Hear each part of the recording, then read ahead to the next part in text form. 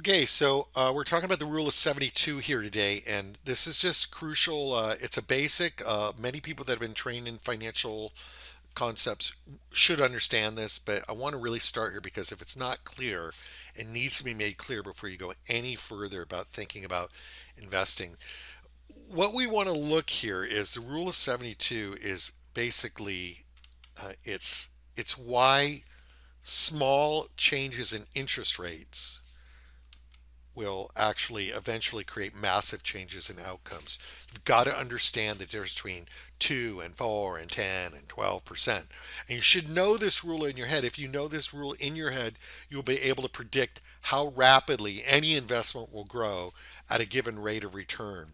Because we're going to look at different options that you have available to you. And then this is the guiding sort of rule of knowing over a long run what do those options mean. And it is significant enough that we put here that knowing the rule of 72 is one small step for a person, but it is a giant leap for mankind to understand it. And actually, more historically, Albert Einstein himself is quoted as saying that compound interest was the eighth wonder of the world.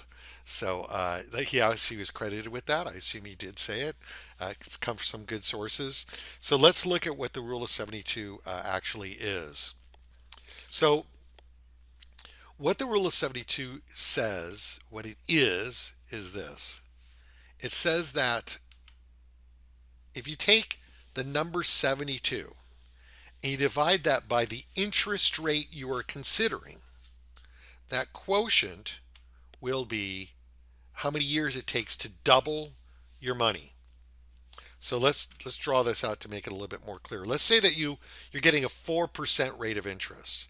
So you take 72, you divide by 4, it's 18. So 18 goes into 72. 18 goes into 72 four times. 72 divided by 4, representing the 4% interest rate, tells you that it takes 18 years to double your money. So what would this look like? Let's look at an example of this. Let's say that you start at age 29, you get $20,000 from grandma, and you're just going to get 4%. Again, we're not going to go yet and jump the gun here. Where do you get it? And is that good? Is that bad? I just want you to understand the essence of the rule. And then we will look at where you get different rates of return in the economy or in the investing economy. So if you had $20,000 and you waited 18 years, by the time you're 47, it would double to $40,000 if you were getting 4%. In another 18 years, you'd be 65 and it would double once more to $80,000. So good, bad, indifferent, whatever. The point is, if you know your rule is 72, you know that uh, if you got $20,000 in 29, you can figure out right now that you'll have $80,000 when you're 65. You should know that cold. Now, let's take another rate here. Let's take 8%. So 8 goes into 72 9 times, which means that at an 8% rate, your money will double every 9 years. So the other way we want to look at this now is we get a 29-year-old. 29-year-old gets $20,000. So now in 9 years, at the age of 38, that will have doubled to $40,000. In another 9 years at the age of 47, that will have doubled to $80,000. And finally, in another 9 years, at age 56, that would double to 160,000. And I mean now, actually, finally, in another 9 years, that would double to $320,000. So over time, the thing you see here is that the difference between 8% and 4% is not double your money over that time. The difference between 8% and 4% is the difference of having $80,000 when you're 65 or $320,000 when you're 65. That's a big, big difference. Now, let's add another layer here. Let's say that you're going to get maybe 12%. So how much difference, what's the gap look like on that? Well, if you are 29 years old and you got $20,000 for grandma, 12 goes into 72 six times. So now your money is doubling every 6 years. So when you're 35 years old, It's going to be $40,000 when you are 41 years old. It's going to be $80,000 in another 6 years when you're 47 years old. It's going to be $160,000 in another 6 years. When you're 53, it's going to be $320,000. And in another 6 years, when you're 59, it'll be $640,000. And in the final 6 years, it'll be $1,280,000. Now that's a big range, and this is what I want you to understand is that the difference between 4 and 12 is extremely significant, particularly when you have time on your side. And that's why you've really got to understand in your gut what you're going to be looking at as far as returns go when you get small changes in interest rates. Now, one thing you should note is if you are starting late, and you had this kind of a run, but you started when you were 35, it's the final it's the final section that you have to lob off. So if you started when you were 35 instead of 29 with $20,000, you'd have 640,000. That final this final doubling is significant. It's doubling of $640,000. This is a doubling of only 320. So when you have limited time, realize that you're cutting these formulas from the bottom, not from the top. All right, let's move on. So where do you go to get rates of compound interest? Where do you go and where do you find these different rates in the economy? Do you get that at a bank? Would you get that at an insurance company? Would you get that in the stock market? Would you get that out of gold and silver? How much would you get from Bitcoin? How much would you get from real estate? So it's important. We need to know that when we start to go on a quest of getting these returns over time. All right, now let's look at banks. I just want to talk about banks. We're going to come back to this later. Banks are sort of the low end of the food chain. They're the low end of the food chain because they're the safest. There's the least risk in them. It's usually guaranteed. But what you're going to get at a bank is going to be on the order of, let's see, I pulled this off the internet. CDs are paying 0.7% or 0.5%. So we're in abysmally low interest rate markets for banks right now. The only reason you have money in a bank is to keep it liquid and to keep it super, super safe. So I do have some historicals we can go over here. This is a great historical. I forget where we got this from. I think it was a Wells Fargo publication, and it shows 1980 to 2019. So it's only a recent study. It's not the long-term study, and I'll show you some other long-term studies. But we didn't have like the longer-term studies I had on this didn't have REITs, real estate. It didn't have commodities and gold, but we can look at that since 1980. So what that is about, and up to 2019, so that's about a 39-year look. And what you have here is you have, for example, REITs over that time did the best, although they took a big dive in 2008. But this is just representative real estate holdings, and it says, well, we'll come back to that. I accidentally, let me see if I can reverse that. I'm not ready for that yet here because I wanted to block this. But this says that if you put $1 in 1980 into real estate, it would have grown to $92.14 by 2019. And that represents a rate of 12% growth. So there's your 12, $1 over that many years grows to 92. Now that's doesn't look like a amount of money, but you started with $1. That's 92 times what you put into it. So if it was $1,000 you put into real estate, it would have grown to $92,000. If it was 100,000, I think that would be like 9.2 million. So that's a substantial growth. Now, one I think I want to note, we'll come back to this, I believe, later in my presentation. The higher you go, the more volatility tends to enter into markets. They get very, very heated up. People see the money being made, they all flood in, and sometimes the markets misjudge the actual value or worth of something, and they collapse under that weight and have to reset. Stocks are 11.8 over the history of the market. They're doing about 11.8. This is over the last 39 years. We'll look at a longer look. So they're a little bit less. Then you have international stocks. So these are US stocks. US has outperformed the rest of the world. Most of the world, their stocks multiplied by 33 times. So it's interesting. US stocks multiplied by 87 times, real estate 92, international stocks 33, commodities, I guess we can look at all kinds of things on that. Farm commodities, steel, things like that. But in general, if you put them all in a blender, they grew at 4 point. And this chart here is actually the percentage of growth.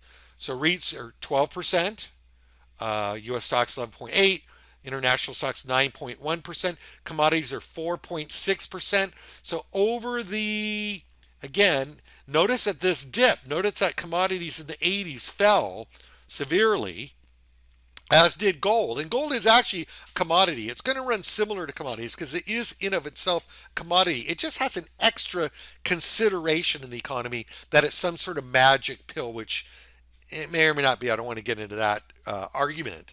But it follows commodities because one essential element of gold is that it is a commodity and its inherent use is as a commodity, but it has this kind of spiritual use, which is it's going to save us when there's no monetary system left, which is beginning to be picked up now by Bitcoin, is the sort of spiritual value of the money. But this is just as you'll see, it follows commodities.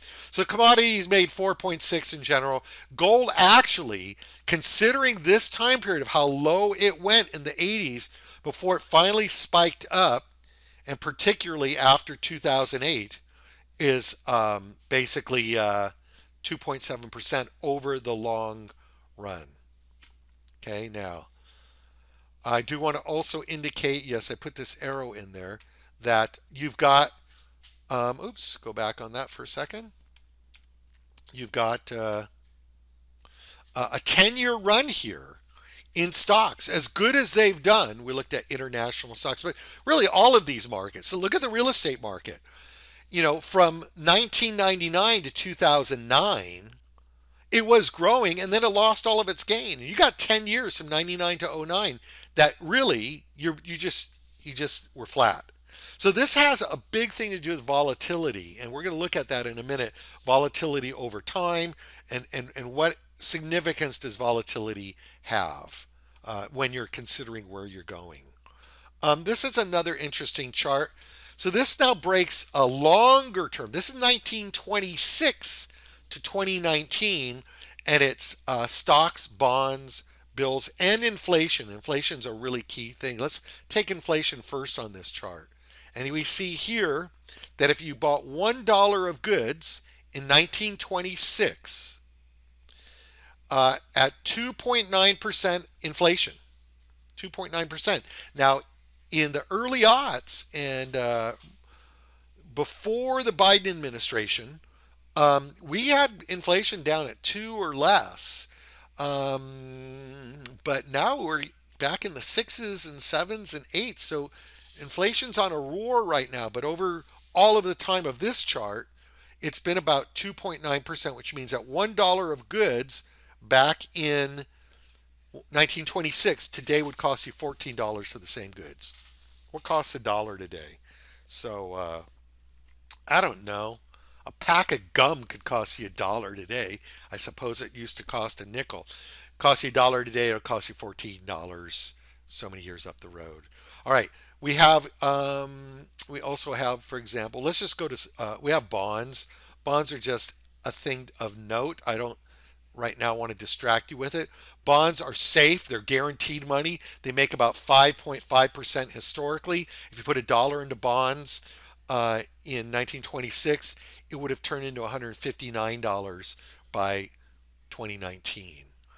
Large company stocks, $1 in them, they grew at 10.2%. So now you're looking at a long run, 1926 to 2019, large company stocks earning 10.2%. You put a dollar in there, 1926, it would be worth $9,244. Small company stocks, and here's the thing to know, and we'll talk about this in a minute. Really great returns, 11.9. $1 would have grown to 39,381. But when you look at small company stocks, you have to know which one, which small company, because the risk there is that 50% of those companies or more don't even exist anymore. So which small company do you invest in? And this is a risk reward paradigm, and it's very important to understand this. The safest thing on this chart is treasury bills. They have the backing, the full faith and credit of the United States government. So until the United States government ruptures, you're going to get paid on them. As would you typically government bonds, but they can change a little bit. They're a little more volatile. We don't know if you're going to pick the right stocks. You might have picked the wrong stock. So as you go up on the food chain on this, you also increase your risk inherently.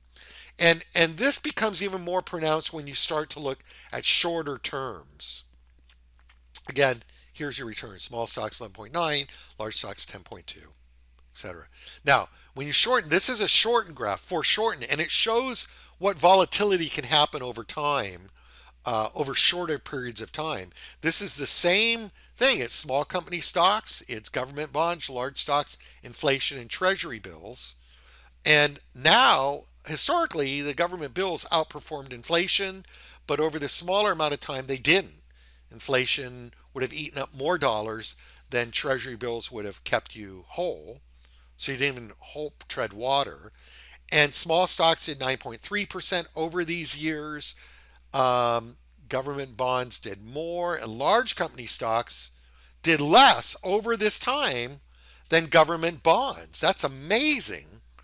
But that can happen over shorter periods of time. So here you have someone that invested a dollar back in 2000, and by, let's see, it took them all the way to 2012 to get to a point that they even had the same amount of money still left.